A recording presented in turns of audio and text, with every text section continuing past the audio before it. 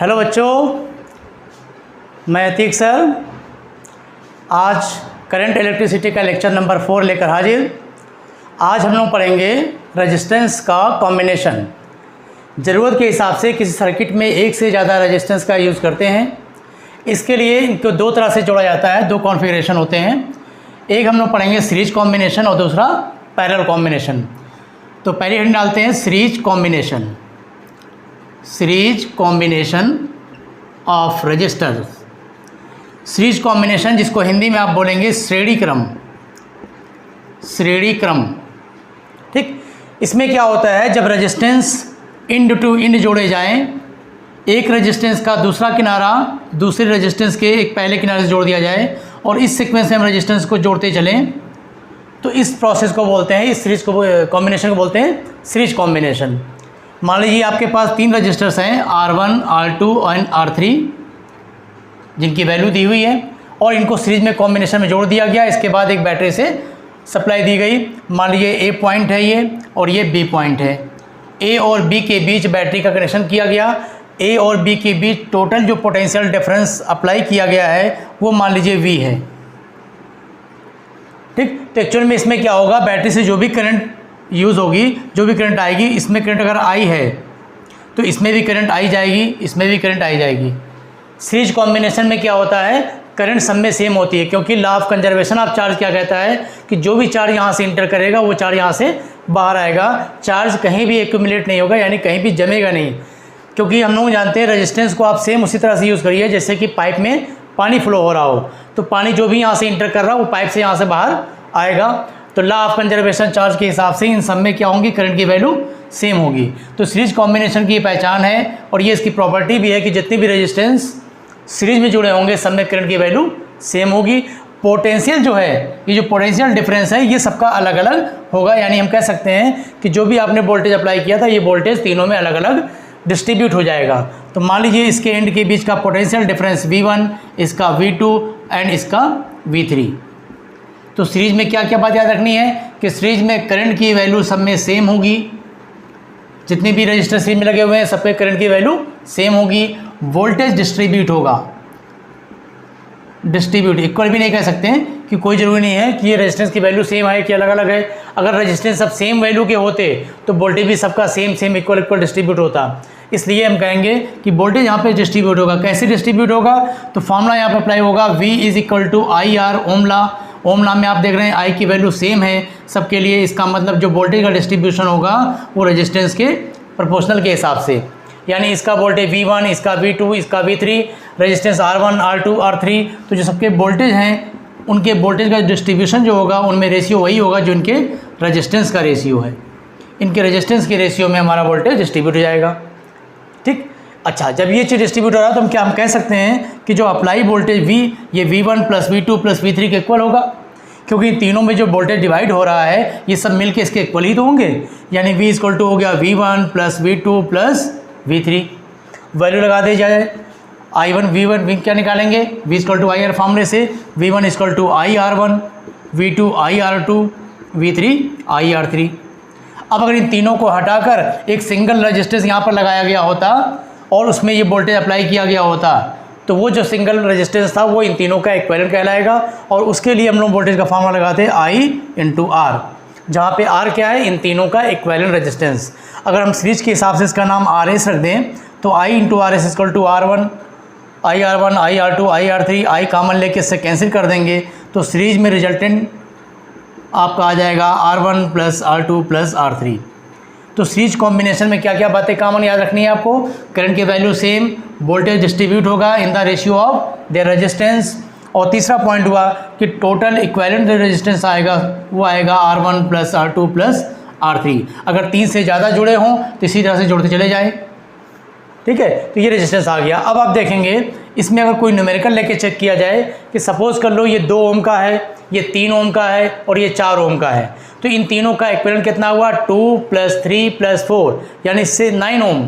तो हम देख रहे हैं जो इक्विवेलेंट आएगा वो 9 ओम आएगा। कब, जब इसकी वैल्यू 2 हो, इसकी 3 हो, इसकी 4 हो, तो आपको इक्विवेलेंट आपको क्या मिलेगा, इन तीनों का सम यानी 9। तो सीरीज कॉम्बिनेशन की ये भी हम लोग कहेंगे प्रॉपर्टी है कि इसमें जो इक्विवेलेंट रेजिस्टेंस आएगा इसकी वैल्यू ग्रेटर देन होगी किससे, इनमें जो हाईएस्ट होगा उससे भी ज़्यादा।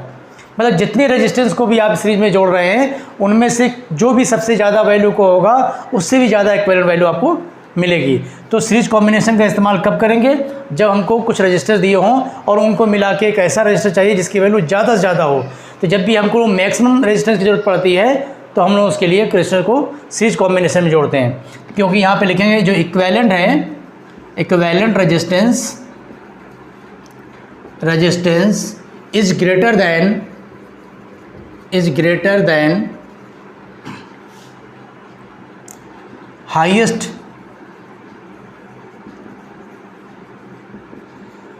Resistance of combination.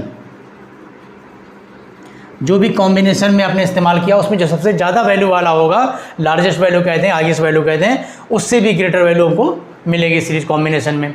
तो ये बात आप याद रखिएगा, सीरीज में करंट सब में सेम होती है और वोल्टेज डिस्ट्रीब्यूट होगा, और किस फॉर्म में डिस्ट्रीब्यूट होगा, उनका जो भी रेजिस्टेंस का रेशियो होगा, अगर रेजिस्टेंस इक्वल है तो वोल्टेज भी इक्वल डिस्ट्रीब्यूट हो जाएगा। ठीक है, तो ये सीरीज कॉम्बिनेशन की बात हो गई। अब पढ़ते हैं पैरेलल कॉम्बिनेशन। उसके बाद फिर इन दोनों को मिलाकर कुछ क्वेश्चन हम लोग करेंगे सिंपल, और फिर टिपिकल क्वेश्चन के लिए कुछ ट्रिक्स देखेंगे कैसे आसानी से किया जा सकता है। पहले स्टेप बाय स्टेप बिल्कुल लो से चलते हैं, धीरे धीरे हाई तरफ चलेंगे। तो ये हम लोग का सीरीज कॉम्बिनेशन हो गया। तो सीरीज कॉम्बिनेशन में हमने देखा जितने भी रेजिस्टेंस है उनका इक्विवेलेंट कितना आया, उनके सम के इक्वल।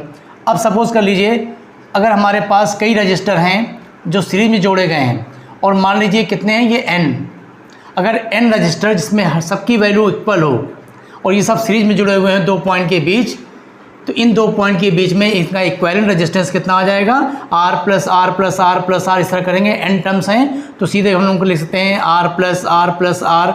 इस तरह से n टर्म्स हैं तो सीधे हमारा आंसर कितना आ गया, NR। अगर n रजिस्टर जिनमें सबकी वैल्यू सेम है, इक्वल है R के बराबर, और तो उनका इक्विवेलेंट रेजिस्टेंस सीरीज में कितना आ गया, NR। ठीक, एक तो ये चीज़ की हो गई। दूसरा, अगर ये सीरीज में सबकी वैल्यू सेम थी तो जो भी वोल्टेज आप यहाँ पे अप्लाई करोगे V, ये क्या होगा, सब में इक्वल पार्ट में डिवाइड होगा।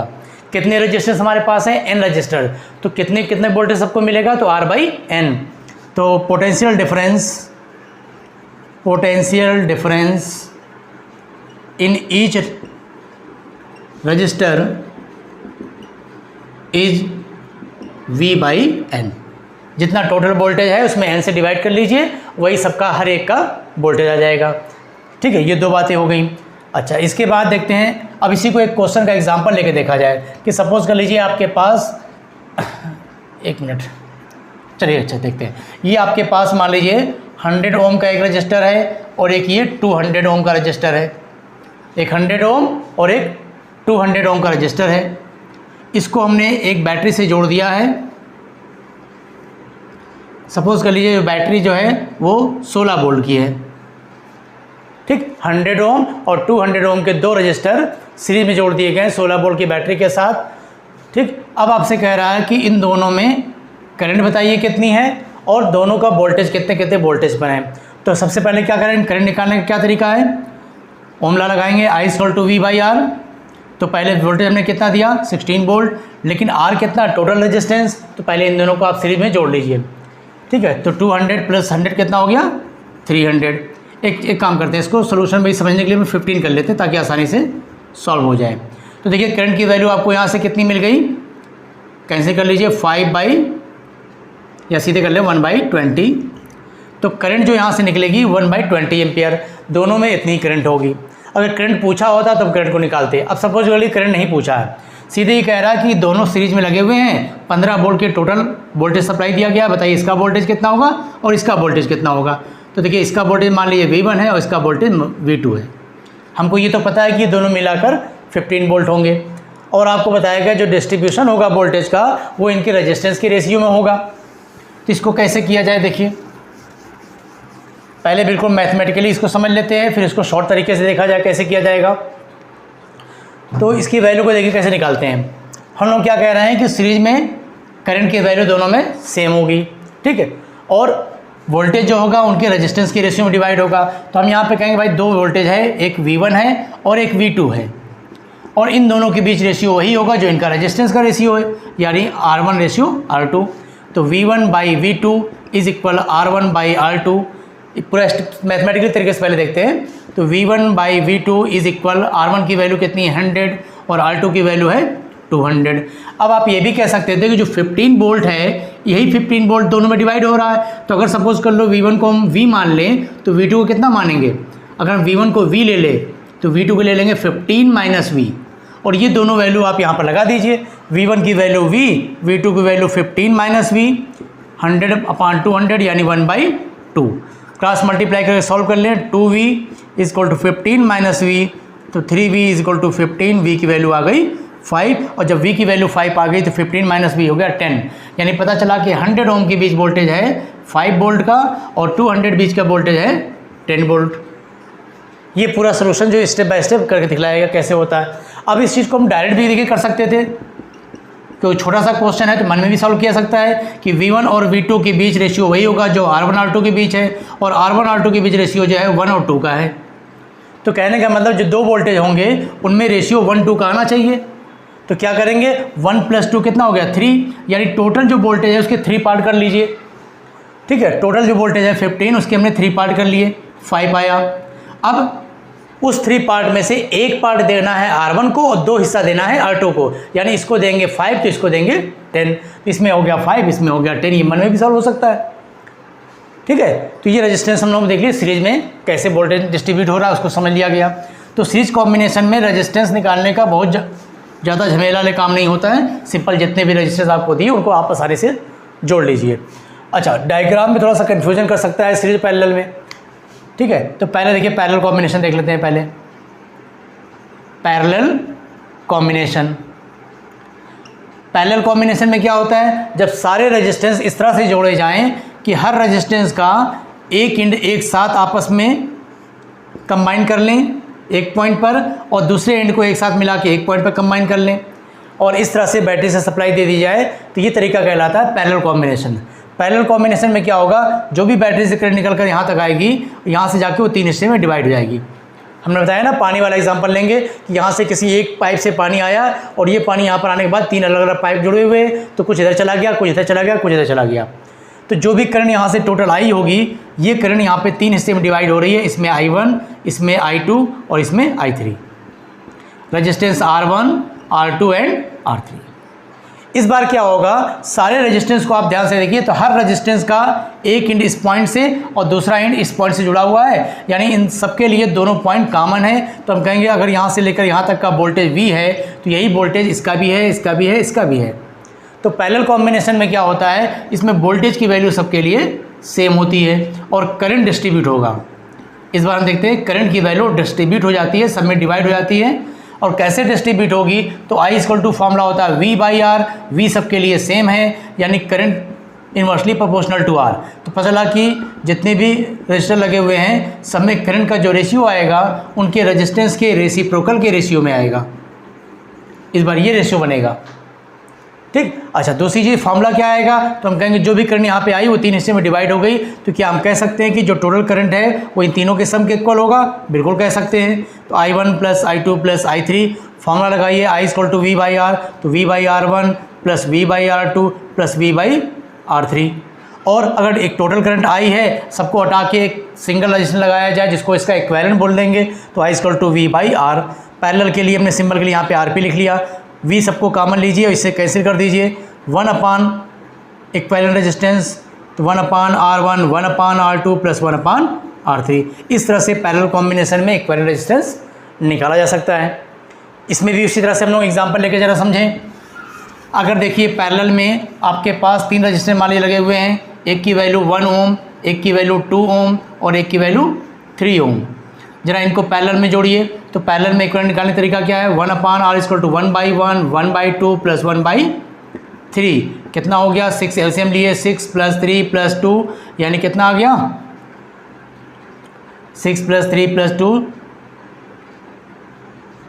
11/6। आर की वैल्यू आ गई 6/11, जो कि 1 से भी कम आ गया। देखिए सीरीज में हमने क्या देखा था कि जितने रेजिस्टेंस कॉम्बिनेशन किया गया था उसमें जो हाईएस्ट वैल्यू वाला रेजिस्टेंस था उससे भी ज़्यादा हमको वैल्यू मिल रही थी। इसलिए सीरीज का इस्तेमाल कहाँ करेंगे, जहाँ हमको हाईएस्ट वैल्यू चाहिए रेजिस्टेंस की। पैरेलल में हमने देखा कि जिन 3 रजिस्टर को आप जोड़ रहे हो, इन तीनों में से जो सबसे लोवेस्ट वैल्यू का है 1 ओम, और जोड़ने के बाद इन तीनों का जो रिजल्ट है वो 1 से भी कम आ गया 6/11। तो पैरेलल कॉम्बिनेशन का इस्तेमाल कहाँ करेंगे? जहाँ पर हमको इक्विवेलेंट रेजिस्टेंस मिनिमम चाहिए। जब हमको मिनिमम वैल्यू चाहिए सबके कॉम्बिनेशन से, तो वहाँ पर हम पैरेलल में ऐड कर देंगे। तो पैरेलल में क्या पॉइंट नोट करना है कि वोल्टेज सब में same, current distribute in the ratio of reciprocal of resistance, उनके प्रतिरोधों के व्युत्क्रम के अनुपात में धारा डिवाइड होती है। और तीसरा पॉइंट इक्विवेलेंट रेजिस्टेंस कैसे निकालेंगे, तो उसका ये फार्मूला हुआ। और चौथा पॉइंट नोट करेंगे कि इक्विवेलेंट रेजिस्टेंस की जो वैल्यू होगी वो होगी less than lowest resistance of combination. लिख देंगे less than lowest register lowest resistance of combination. वहाँ पे जो हाईएस्ट था उससे भी ज़्यादा वैल्यू मिल रही थी, और इसमें जो लोवेस्ट है उससे भी कम वैल्यू मिल रही है रेजिस्टेंस की। ठीक, अच्छा, सीरीज में तो कोई दिक्कत नहीं, जितने भी रेजिस्टेंस हो हम लोग जोड़ते चले जाएंगे। पैरेलल में क्या होता है, अक्सर ये गलती बच्चे कर देते हैं कि जैसे मान लीजिए आपसे कहा जाए कि एक 2 ओम का रजिस्टर है और एक ये 3 ओम का रजिस्टर है, इन दोनों का पैरेलल कॉम्बिनेशन इक्विवेलेंट बताइए, इन दोनों का तुल्य प्रतिरोध कितना होगा। तो फॉर्मूला लगाते हैं 1/R = 1/R1 1/R2। जो कॉमन गलतियां होती हैं बच्चों से वो हम बात कर रहे हैं। देखिए, तो इस तरह निकालते हैं। इसके बाद इक्वल लिखे 1/2 + 1/3, ये एलसीएम ने लिया 6, 2 + 3, ये हो गया 5/6 ओम, और इसको आंसर लिख के चले आए। ज़्यादातर बच्चों से गलती हो जाती है, इसमें कोई दिक्कत नहीं है। ठीक है, अब देखिए इसमें क्या है कि हम लोग बाद में ये भूल जाते हैं कि 1/R की वैल्यू आई है, इसको हमें बाद में पलटना भी है। तो इस बात का ध्यान रखिएगा। और इससे बचने का दूसरा तरीका ये है कि ज़्यादातर जो क्वेश्चन होते हैं उसमें एक बार में हमको 2 या 3 रजिस्टर ही जोड़ने को मिलते हैं। 90% क्वेश्चन में एक बार में 2 रजिस्टर को ही जोड़ते हैं। तो जब भी 2 रजिस्टर आपको जोड़े जाएँ, एक की वैल्यू R1 हो और एक की वैल्यू R2 हो पैरेलल में, तो इसके लिए पूरा ये फार्मूला लगाने की जरूरत नहीं है। 1/R = 1/R1 + 1/R2 फार्मूला ये होता है। हम फार्मूले को ही अगर थोड़ा सा सॉल्व कर लें तो ये मिलेगा R1 R2 R1 + R2। 1/R की वैल्यू आई है, इसलिए R कितना हो जाएगा, इक्विवेलेंट रेजिस्टेंस हो जाएगा R1 × R2/R1 + R2। और इसी को एज ए शॉर्टकट फार्मूला हम लोग याद कर लेंगे कि जब भी 2 रजिस्टेंस पैरेलल में जोड़ना हो तो सीधे उनका मल्टीप्लाई करें और उनके सम से डिवाइड कर दें। इसी क्वेश्चन में देखिए, जैसे भी हम लोग का क्वेश्चन था कि ये हमारा 2 ओम था और ये 3 ओम था। अगर इक्विवेलेंट निकालना हो तो सीधे हम डायरेक्ट आंसर लिखेंगे 2 × 3/2 + 3, ये हो गया 6/5 ओम्स। इसमें बाद में पलटने का कोई झंझट नहीं है, इसलिए गलती के चांसेस खत्म हो जाते हैं। अब आप कहेंगे इस 2 के लिए तो आसान से हो गया, 2 से ज़्यादा हो तो क्या होगा? तो ज़्यादातर क्वेश्चन में आपको एक बार में 2 ही ऐड करना पड़ेगा। फिर भी अगर किसी क्वेश्चन में 3 आ जाते हैं कि 3 रजिस्टर पैरेलल में लगे हुए हैं, तो उसको भी हम लोग कर सकते हैं, कोई प्रॉब्लम नहीं है। R1 R2 और R3 अगर 3 रजिस्टर पैरेलल में लगे हुए हैं और इनका इक्विवेलेंट डायरेक्ट हमको सॉल्व कर में निकालना हो तो लिखेंगे इक्विवेलेंट रेजिस्टेंस = सेम, इसी को देखते हुए लिखिए। इसमें R1 R2/R1 + R2 था, तो यहाँ हो जाएगा R1 R2 R3 तीनों एक साथ। नीचे पेयर बनाएंगे R1 R2 + R2 R3 + R3 R1। ठीक, हो सकता है किसी को यही आसान पड़े, लेकिन बात ये हो रही गलती होने के चांसेस होते हैं, इसलिए आप चाहें तो ये कर सकते हैं। बाकी आपके ऊपर ऑप्शन है, दोनों तरीका सही है। ठीक है, फार्मूले से ही बनाया गया, कोई दिक्कत नहीं। तो अगर मान लीजिए यहाँ पर 2 ओम का है, एक 1 ओम का है, एक 3 ओम का है, और तीनों का पैरेलल में इक्विवेलेंट निकालना है, तो हम लोग क्या करेंगे, फार्मूले को लगाएंगे। तो 1 × 2 × 3 1 2 3, ठीक है, अपान 1 × 2 2 आ गया, प्लस 2 × 3 3 आ गया, प्लस 3 × 1 6 आ गया। तो ऊपर हमारा आया 3 2 6 और नीचे कितना हो गया 6 3 9 2 11 6/11 ओम। ठीक, अभी हम लोगों ने निकाला भी था पीछे 6/11 ओम। तो इस तरह से पैरेलल कॉम्बिनेशन को हम लोग सॉल्व कर सकते हैं। इसमें भी वो पॉइंट आएगा कि अगर जितने भी रजिस्टर पैरेलल में जोड़े जा रहे हैं सबकी वैल्यू इक्वल हो, सब इक्वल वैल्यू के रेजिस्टेंस हो। और इस तरह से कितने रेजिस्टेंस हैं, n रजिस्टर्स। अगर n रजिस्टर इस तरह से पैरेलल में जोड़ दिए जाएं तो सबका इक्विवेलेंट कितना होगा, तो 1/R = 1/R1 1/R2 1/R3। इस तरह से आप n टर्म जोड़ेंगे तो जाके बन जाएगा n/R, और बाद में जब पलटेंगे तो मिल जाएगा आपको R/n। सीरीज में इक्विवेलेंट कितना आया था, n × R, पैरेलल में आता है R/n। ठीक है, तो सीरीज और पैरेलल की बात हो गई। पैरेलल में हम लोग क्या बात कर रहे हैं कि वोल्टेज तो सबका सेम होगा और करंट हमारी डिस्ट्रीब्यूट होगी। कैसे डिस्ट्रीब्यूट होगी, जरा उस क्वेश्चन को सॉल्व करते हैं कि कभी ऐसा केस आ जाए तो कैसे करेंगे। उसके बाद कुछ सिंपल क्वेश्चन हम लोग लगाएंगे। देखिए, तो पैरेलल कॉम्बिनेशन की बात हो रही है कि इसमें करंट कैसे डिस्ट्रीब्यूट होती है। तो एग्जांपल लिया जाए कि ये हमारे पास 100 ओम का एक रजिस्टर है और इधर 200 ओम का एक रजिस्टर है, ठीक। और इन दोनों को बैटरी से जब कनेक्ट किया गया तो सपोज करिए इसके पास 6I करंट यहाँ से आई। अब इसमें कितनी करंट जाएगी, इसमें कितनी करंट जाएगी, इसकी वैल्यू हमको निकालना है। तो हमको मालूम है, देखिए ये करंट दो पार्ट में डिवाइड होगी। सपोज कर लो इधर करंट चली गई I, तो इधर कितनी चली जाएगी, सॉरी I1 नाम रख देते हैं, I1 या 6 एम्पियर ले लें। 6 एम्पियर करंट यहाँ से आ रही है, तो 6 एम्पियर में से मान लीजिए I1 इधर गई तो इधर हो जाएगी 6 माइनस I1, ठीक। इसके बाद क्या तरीका अपनाएंगे कि ये दोनों पैरेलल में हैं, वोल्टेज इक्वल, दोनों वोल्टेज को इक्वल कर दें। या दूसरी चीज़ हमने बताया कि जो करंट का डिस्ट्रीब्यूशन होगा I1 अपान I2 ये किस रेशियो में होगा, उनके रेजिस्टेंस के रेसिप्रोकल के रेशियो में, यानी उल्टा। तो यहाँ पर जो I इक्वल टू फॉर्मूला हमने बनाया था V/R, तो हमने देखा था V तो सबके लिए सेम है, यानी करंट का रेजिस्टेंस से क्या रिलेशन है, इनवर्सली प्रोपोर्शनल है। यानी अगर हम I1 अपान I2 बोलें तो बनेगा R2 अपान R1, यानी यहाँ पर I1 अपान I2 की वैल्यू हो जाएगी R2 अपान R1। तो I1 हमारा ऊपर वाला है, I2 नीचे वाली करंट है 6 माइनस I1, R2 नीचे का हो गया 200, 100 जीरो से कैंसिल, क्रॉस मल्टीप्लाई किया गया तो I1 equal to 12 minus 2I1, ये हो गया 3I1 is equal to 12। I1 की वैल्यू आ गई 4, I1 4 आ गया। इसकी वैल्यू जब 4 मिल गई, टोटल 6 था तो बाकी इसमें गया 2 एम्पियर। तो पता चला ऊपर करंट जा रही है 4 एम्पियर की और नीचे जा रही है 2 एम्पियर की। ये मैथमेटिकली तरीके से हो गया।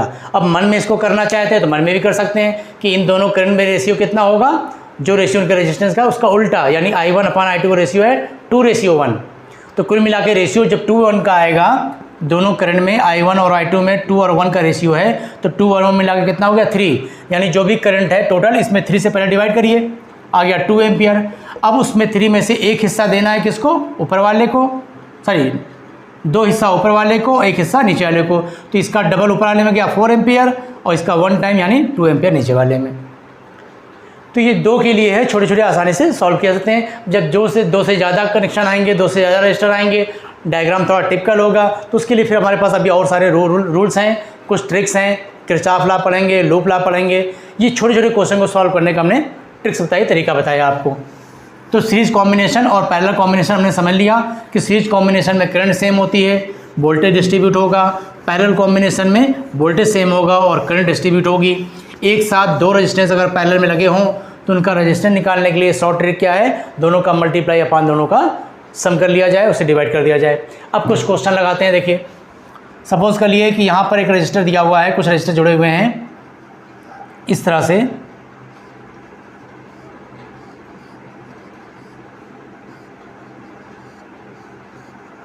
चलिए ये A और B 2 पॉइंट है।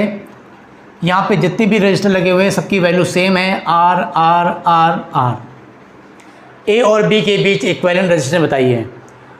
देखिए, शुरुआत में 9th 10th वगैरह में कुछ बच्चे सोचते हैं कि पैरेलल का मतलब जिसमें ऊपर नीचे रजिस्टर लगे हों और सीरीज का मतलब जिसमें अगल बगल लगे हों। वो कॉन्सेप्ट नहीं याद रखना है आपको। ये 2 पॉइंट देता है ना, इन 2 पॉइंट का भी मतलब होता है, हर क्वेश्चन में आपको लिखा होता है find the equivalent resistance between A and B, between P and Q, between B and D।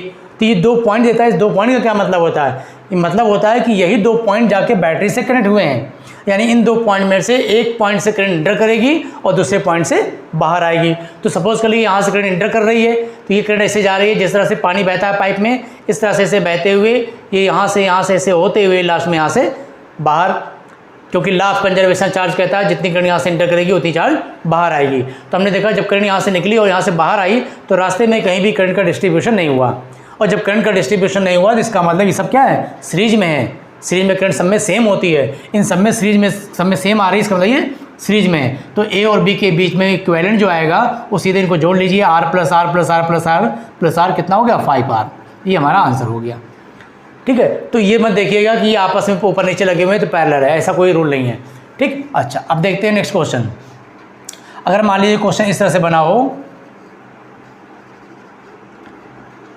इस तरह से चेन सिस्टम बनाते चलें,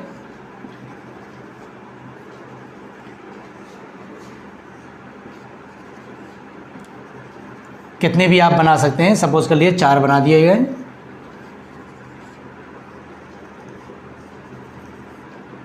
इधर बी पॉइंट कर दिया गया, इधर आपका ए पॉइंट कर दिया गया। वैल्यू ये जितने ऊपर वाले हैं इन सब की वैल्यू मान लीजिए 1 ओम है, और जितने नीचे वाले हैं इनकी वैल्यू है 2 ओम। और आपसे बोलता है ए और बी के बीच में इक्विवेलेंट रेजिस्टेंस बताइए।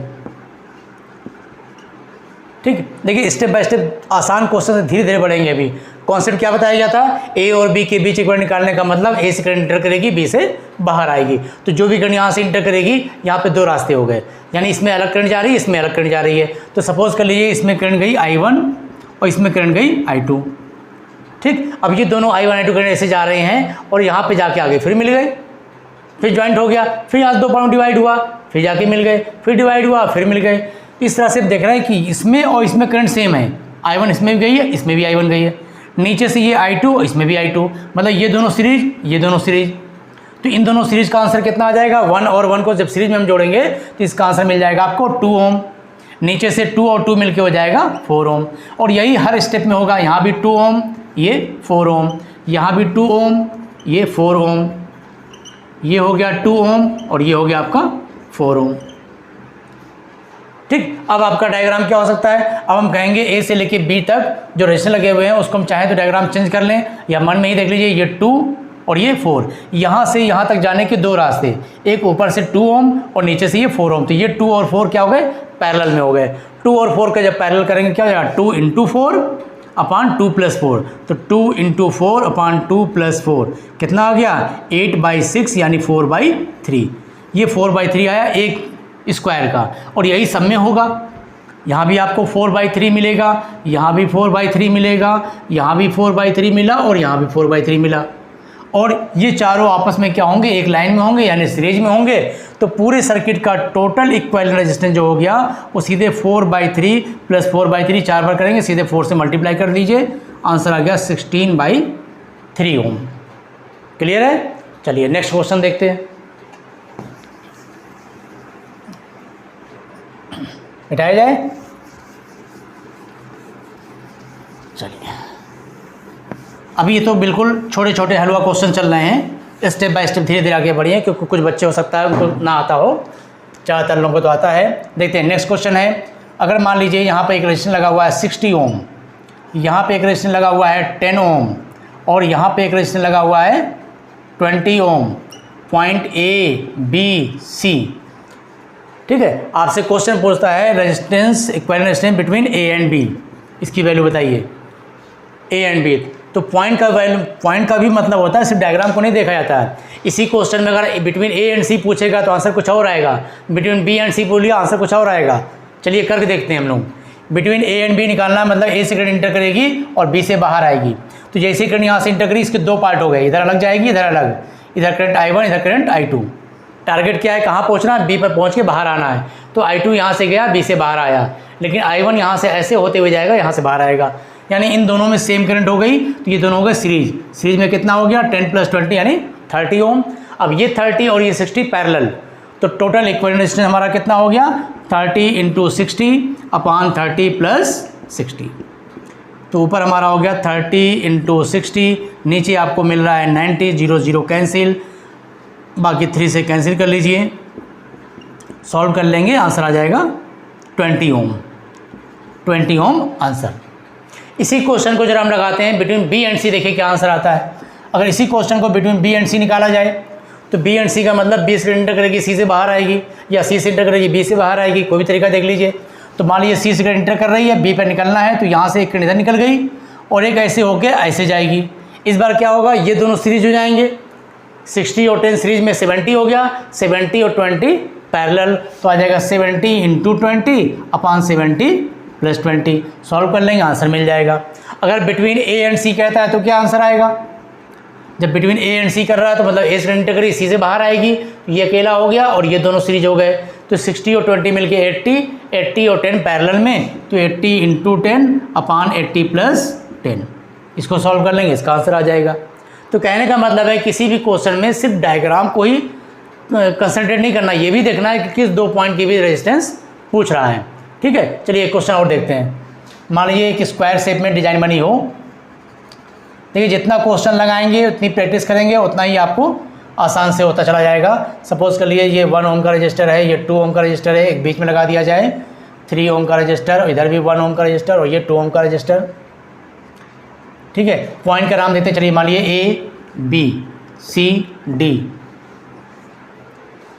अब इसमें देखिए किसी भी 2 पॉइंट के बीच रजिस्टर आपसे पूछ सकता है। अगर आपसे पूछता है कि रजिस्टर बताइए between A and B, A और B के बीच में इक्विवेलेंट रेजिस्टेंस कितना होगा, तो कैसे निकालेंगे। A एंड B का मतलब हुआ से A से करंट इंटर करेगी और B से बाहर निकलेगी। तो जब A से करंट इंटर करेगी, जैसे यहाँ इंटर करेगी, इसके 3 रास्ते हो गए, यानी 3 पार्ट में करंट डिवाइड हुई, I1 I2 I3। सबको यहाँ पर पहुँचना है। ये करंट सीधे यहाँ पहुँच गई, बाहर आ गई। ये इधर से जाएगी ऐसे, तब बाहर आएगी। ये इधर से जाएगी ऐसे, तब बाहर आएगी। मतलब ये हुआ कि ये दोनों सीरीज हो गया, तो 1 और 2 3 ओम। नीचे से ये दोनों सीरीज हो गया, 2 और 1 3 ओम। और उसके बाद ये तीनों क्या हो गए, आपस में पैरेलल हो गए, क्योंकि A और B के बीच 3 रास्ते, एक सीधे, एक ये वाला रास्ता और एक ये वाला रास्ता। तो ये तीनों क्या हो गए, पैरेलल। तो 3 3 3 पैरेलल में करेंगे तो सीधे 1/R = 1/3 + 1/3 + 1/3 3/3, सीधे आ गया वैल्यू 1 ओम। तो आंसर इसका कितना मिल गया, 1 ओम। और इसी क्वेश्चन में अगर बिटवीन A एंड C पूछे तो कितना आएगा। बिटवीन A एंड C निकालते हैं, निकालिए जरा, देखिए बिटवीन A एंड C निकाल के देखिए कितना आता है। A एंड C के बीच रेजिस्टेंस, सेम डायग्राम में पॉइंट को चेंज किया गया, रेजिस्टेंस की वैल्यू निकालनी है। चलिए निकालते हैं बिटवीन A एंड C। तो A और C के बीच इक्विवेलेंट निकालना है। तो क्या मतलब हुआ कि A से करंट इंटर करेगी और C से बाहर आएगी। इस बार क्या डायग्राम कैसे सॉल्व करेंगे, देखिए करंट का डिस्ट्रीब्यूशन 3 हुआ था। ये वाला तो यहीं से बाहर आया, ये वाला ऐसे जाके बाहर आएगा और ये वाला ऐसे जाके बाहर आएगा। यानी यहाँ से जो 2 रास्ते कट हुए हैं ये दोनों पहले यहाँ पर मिलेंगे। तो पहले हम इतना सॉल्व कर लें यहाँ से यहाँ तक। इसके लिए हम देखेंगे ये दोनों सीरीज 3 और ये 3 पैरेलल। तो 3 और 3 पैरेलल को करेंगे तो 1.5, क्योंकि इक्वल वैल्यू के रजिस्टर अगर पैरेलल में लगे हों और n रजिस्टर हो तो इक्विवेलेंट क्या था, किसी एक की वैल्यू लीजिए और n से डिवाइड करिए। तो इक्वल वैल्यू के 2 हमारे पास है, किसी एक की वैल्यू हो गई 3 और टोटल नंबर 2 3/2। तो ये 3 मिल के हो गया 3/2 यानी 1.5।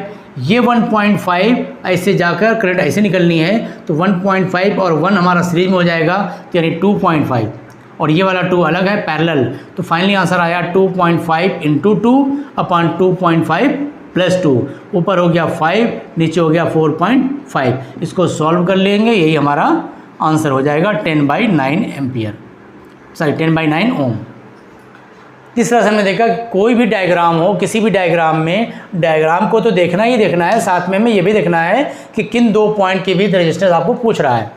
ठीक है, चलिए 1-2 क्वेश्चन हम लोग थोड़ा सा वैसा और लगाते हैं टिपिकल, फिर उसके बाद कुछ ट्रिक्स पर आएंगे और कुछ आपको क्वेश्चन ऐसे मिलेंगे जिसमें सीरीज और पैरेलल पहचानना मुश्किल होगा, तो उसके लिए किरचॉफ लॉ, लूप्स लॉ और कुछ ट्रिक्स पढ़ेंगे हम लोग, जिससे आसानी से क्वेश्चन सॉल्व हो सके। ठीक है, इसके लिए देखिए एक क्वेश्चन को हम लोग और करते हैं। सपोज करिए डायग्राम आपका इस तरह से बना हुआ है। मान लीजिए एक रजिस्टर ये हो गया और हेक्सागन यानी षटभुज के शेप में इसको डायग्राम को बनाया जाए।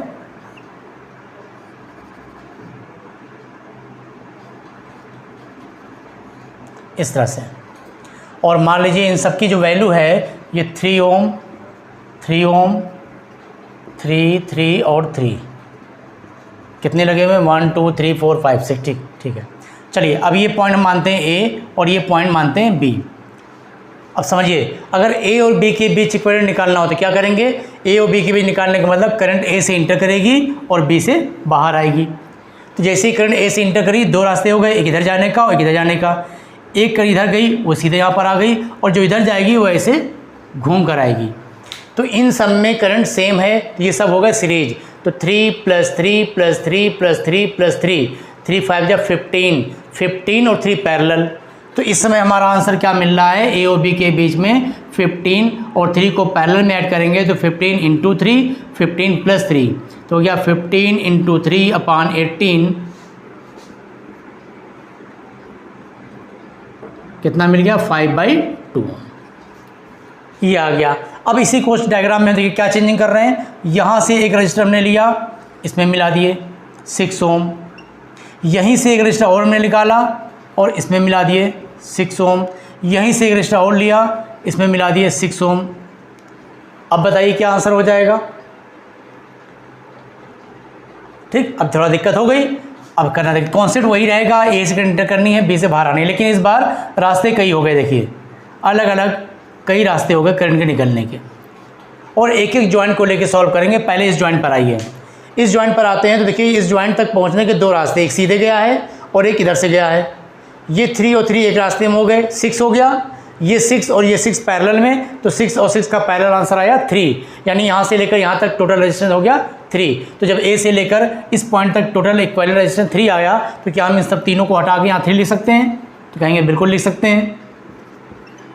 अब डायग्राम इतना बचा, ठीक है, ये डायग्राम अब मन में हटाइएगा। अब क्या होगा, फिर वही बात देखिए। अब इस जॉइंट को लीजिए, इस जॉइंट पर पहुंचने के दो रास्ते, एक सीधा जा रहा है ऐसे और एक इन दोनों से होते हुए ऐसे जाएगा। फिर वही बात हो गई, 3 और 3 6 सीरीज में, और ये 6 पैरेलल में, यानी इन तीनों को हटा के चाहें तो यहाँ पर 3 ओम का लगा सकते हैं और इनका इक्विवेलेंट खत्म हो गया। फिर इस जॉइंट को लीजिए, फिर वही कहानी, 3 और 3 6 पैरेलल, यहाँ हो गया 3, ये भी हमारा जॉइंट हट गया।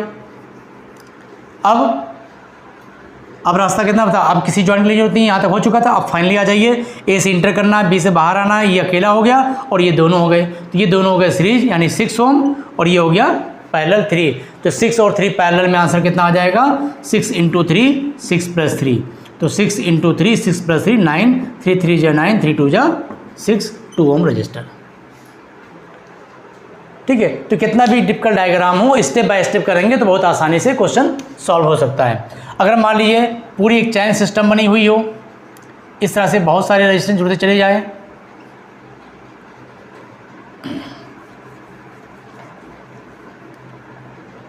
कोई भी वैल्यू दे सकते हैं, मान लीजिए 4 ओम 3 ओम 2 ओम, इस तरह चलता रहेगा। चलिए बहुत लंबा नहीं बनाते हैं, यहीं तक बनाते हैं। इसके बाद हमने कम कर दिया, मान लीजिए 2 ओम है,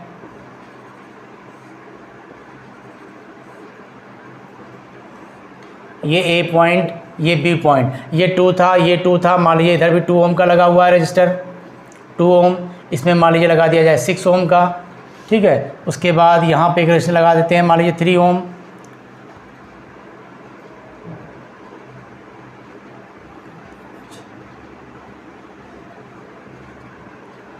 चलिए 3, यहाँ पे 1 लगा दिए, यहाँ पे मान लीजिए 10 ओम का लगा देते हैं, एक इधर रजिस्टर लगा लो 3 ओम का। कोई भी वैल्यू हो, समझना है, बस तरीका सा देखना है, क्योंकि ऐसे उल्टे सीधे नंबर लिखेंगे तो कैलकुलेशन दिक्कत आएगी, और कोई दिक्कत नहीं है। आप तरीके पर देखिए, ए और बी के बीच में इक्विवेलेंट निकालना क्या तरीका है। ए से करंट एंटर करेगी, यहाँ तक आई, यहाँ से 2 पार्ट नीचे निकल गई, इधर निकल गई, पहुँचना कहाँ पर, बी पे। जो पार्ट नीचे आया था वो तो यहीं से बैक हो गया, ये आगे बढ़ा, ये यहाँ पर पहुँचा, फिर 2 पार्ट, ये वाला पार्ट यहीं से बैक हुआ, ये आगे बढ़ा, और ऐसे होते हुए आएगा। तो फाइनली ये जो करंट आई है, इन तीनों को सीरीज में हम लोग कैलकुलेट करेंगे। तो इस क्वेश्चन को पीछे सॉल्व करना चालू करेंगे, ये तीनों सीरीज, तो 2 और 2 और 2 कितना हो गया, 6 ओम, ये 6 ओम इस 6 के साथ पैरेलल, तो 6 और 6 पैरेलल हुए, आंसर यहाँ पर आया 3। यानी डायग्राम को हमने चेंज किया, यहाँ पर 3 कर देंगे, इतना हटा देंगे। तो अब दोबारा चाहे तो फिर डायग्राम बना के देख लीजिए, या मन में बना लीजिए। यहाँ तक हम लोग सॉल्व कर चुके।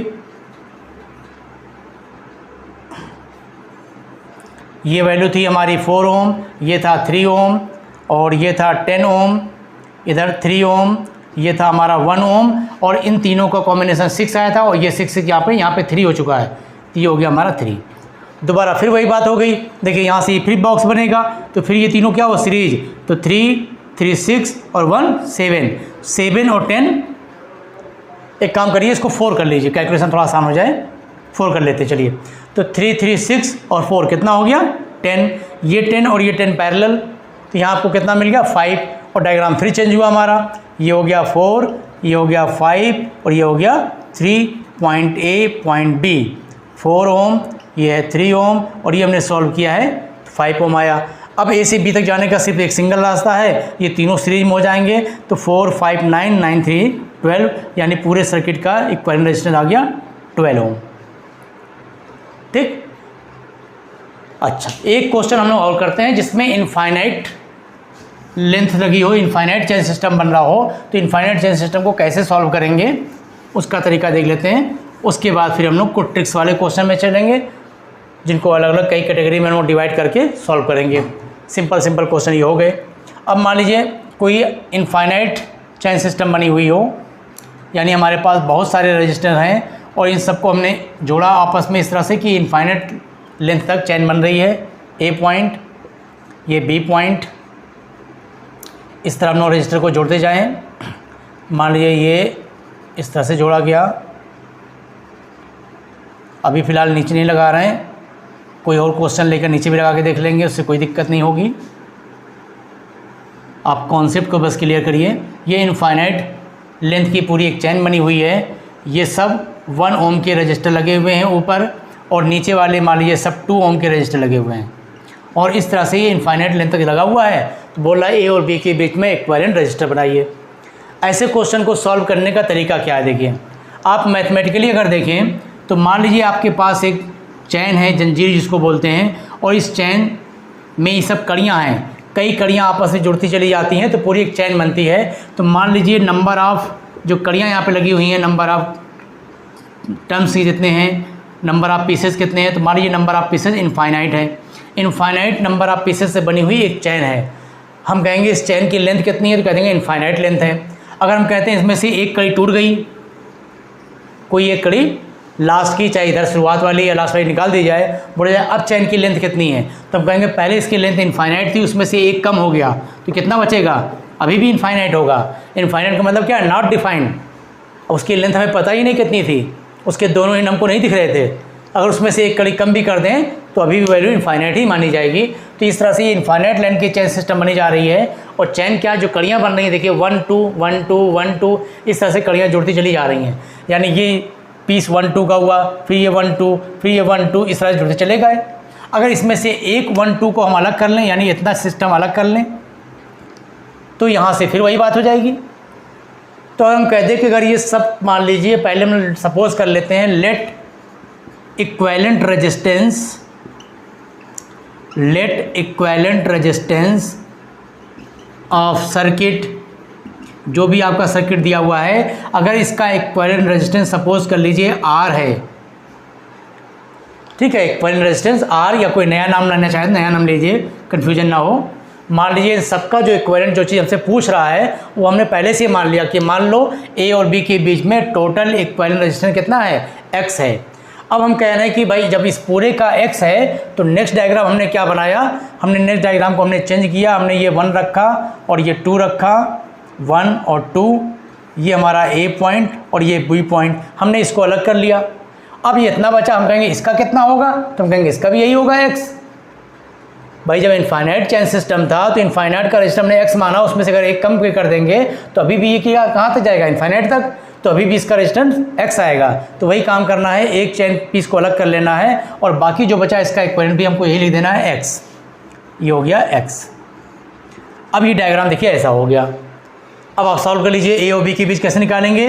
A से करंट इंटर कर रही है, यहाँ तक गई, 2 पार्ट हुए, यानी ये दोनों पैरेलल में, तो ये दोनों जब पैरेलल हुआ तो 2 ओम और X पैरेलल में, तो पैरेलल में क्या होता है 2 × X अपॉन 2 + X, यानी यही डायग्राम हमारा फिर चेंज हुआ, इस तरह से बना, ये A पॉइंट, ये B पॉइंट, ये 1 ओम और ये दोनों का पैरेलल रिजल्ट आ गया 2 × X अपॉन 2 + X। अब क्या हुआ, अब A और B के बीच इक्विवेलेंट कितना हो गया, ये दोनों सीरीज में हो गए, तो दोनों को ऐड कर लें, तो A और B के बीच का इक्विवेलेंट रेजिस्टेंस हमारा आ गया 1 + 2x अपॉन 2 + X। लेकिन आप कहोगे भाई A और B के बीच का इक्विवेलेंट तो आप पहले ही मान चुके थे, कितना माने थे, X, यानी इसकी वैल्यू हमको ऑलरेडी पता है, इसकी वैल्यू हो गई X, और इधर हमारा है 1 + 2x अपॉन 2 + X। सॉल्व करके X की वैल्यू निकाल लें, वही हमारा आंसर। चलिए सॉल्व करते हैं, क्वाड्रेटिक इक्वेशन बन जाएगी।